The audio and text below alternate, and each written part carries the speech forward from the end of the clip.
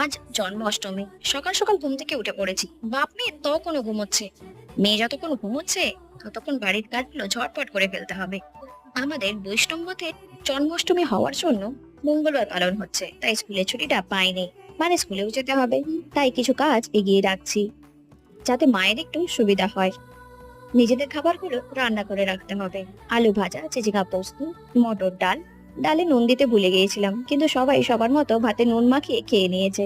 আমি যতটা পারি করব। তারপর মা আর দিদি তো আছেই, তারা সামলে নেবে। এই দিক থেকে আমি নিশ্চিন্ত।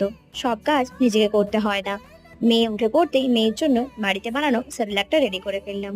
সকালে একবার স্নান করিয়ে কুকুকে কিছু খেতে দিয়ে যাব। আজ দুপুরে ওকে নতুন জামা পরাবো। কিন্তু গপু তো ঠিকই করে উঠতে পারছে না, কোন নতুন জামাটা পরবে। গপু শেষ পর্যন্ত কোন জামাটা পরলো অবশ্যই দেখো আসছে পরের ভিডিও। এই ভিডিও দেখার জন্য থ্যাংক ইউ।